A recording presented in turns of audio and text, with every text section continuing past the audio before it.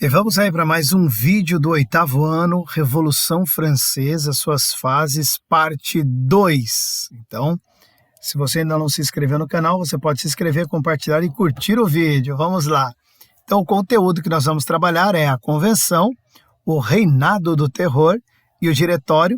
Objetivo: identificar as fases da Revolução Francesa e as movimentações políticas, social e econômicas ocorridas durante esses períodos. Tá certo?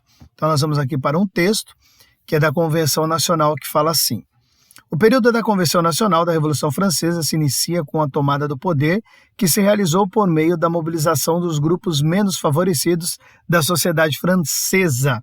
Nessa fase, a tomada das armas para a participação na Batalha de Valmy e a insatisfação com resultados da monarquia constitucional pressionaram a convocação de uma convenção nacional.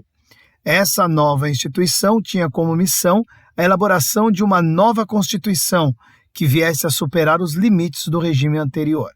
Refletido o contexto de sua formação, a Convenção teve, por maioria, eleitos jacobinos, setor que representava a pequena burguesia, e os sans-culottes. Além disso, havia os girondinos, partido contrário à radicalização do processo revolucionário e defensor das conquistas ligadas aos interesses políticos e econômicos da parcela mais rica da burguesia. Batalha de Valmy. Em 1792, as potências europeias, especialmente a Áustria e a Prússia, formaram uma coalizão para intervir na França, no momento em que a Revolução Francesa estava em pleno curso. Em resposta, próximo à aldeia de Valmy, as tropas francesas, que incluíam voluntários revolucionários, enfrentaram as forças da colisão. A batalha terminou sem uma vitória decisiva para nenhum dos lados, mas as tropas da coalizão se retiraram. Esse resultado foi interpretado como uma vitória moral para os franceses, fortalecendo a confiança no exército revolucionário. Os jacobinos. Os jacobinos foram um grupo político atuante durante a Revolução Francesa, principalmente entre 1792 e 1794.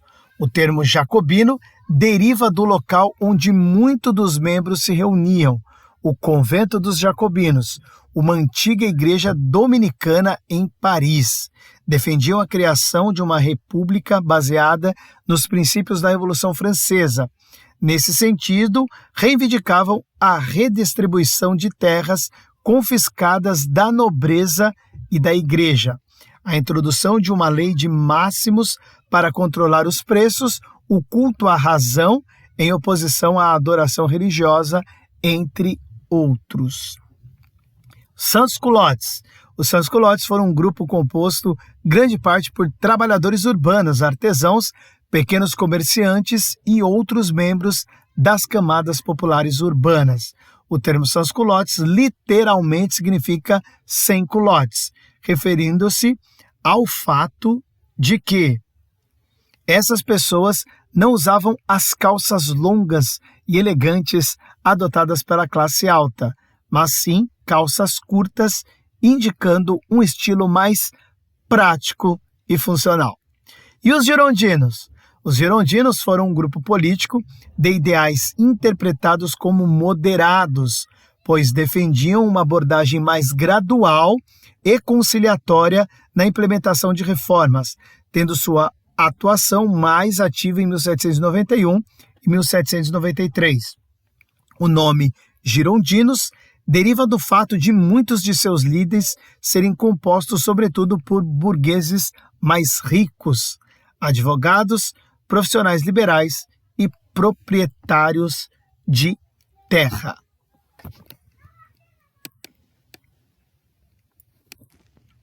Demonstrando a natureza mais alinhada aos ideais jacobinos, a Convenção decidiu criar um novo calendário, que fixava o dia 22 de setembro de 1792 como primeiro dia do ano 1 da República.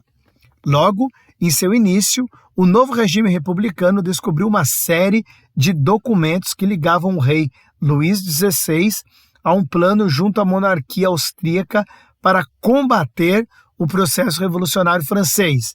Diante disso, o rei foi julgado, condenado por traição e guilhotinado em 21 de janeiro de 1793. Com medo, as monarquias europeias mobilizaram forças a fim de combater o quadro revolucionário francês. Inglaterra, Áustria, Holanda, Prússia, Espanha, Sardenha e Rússia se mobilizaram em torno da primeira coligação. Em resposta, os membros da convenção emitiram o decreto de Pátria em Perigo e logo em seguida criaram um órgão responsável pela defesa do país e pelo controle social, o Comitê de Salvação Pública.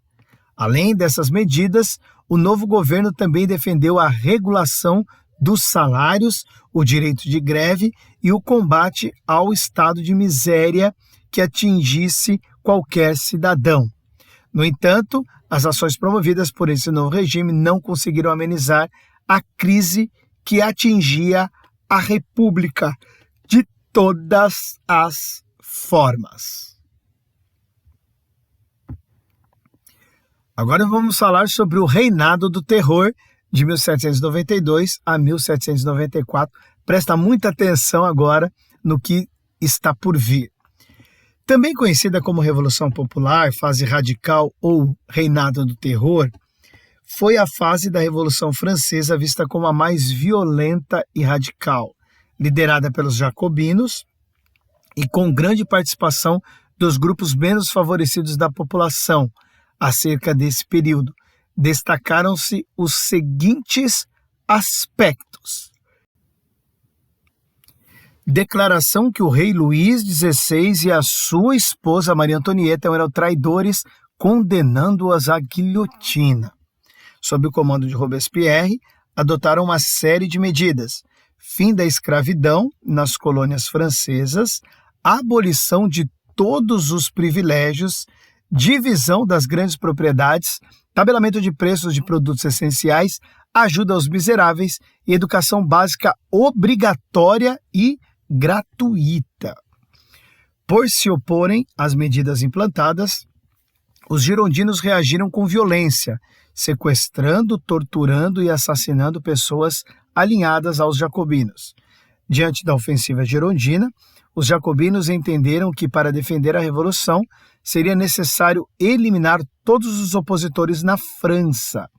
Estima-se que a reação jacobina tenha gerado um saldo de 40 mil execuções. Dentre os executados haviam monarquistas, girondinos, ricos burgueses e demais opositores. Diretório, 1794 a 1799. Em 1794, por conta das perseguições e da execução em massa, Robespierre e seu grupo foram perdendo apoio, até mesmo dos jacobinos. Sem apoio militar, os girondinos passaram a ser a nova força política. Diante desse quadro, Robespierre foi preso, condenado e posteriormente guilhotinado, em 28 de julho de 1794. O diretório era composto por 5 membros, eleitos a cada 5 anos, e cabia a ele exercer o poder executivo. Nessa nova fase, destacaram-se os seguintes acontecimentos. Promoveu a anulação de inúmeras medidas inclusivas promovidas pelos jacobinos, restringindo a participação da população menos favorecida nas decisões políticas. Sobre isso, pode-se identificar, em 1795, a reimplantação do voto censitário, baseado em critérios de renda.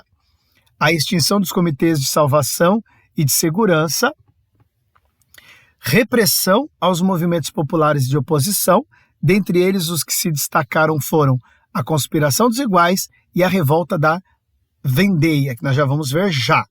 Em 1795, Napoleão Bonaparte surgiu como uma nova liderança, tendo em vista que o jovem estava à frente do combate ao movimento realista, que defendia a volta da monarquia e da realeza ao governo.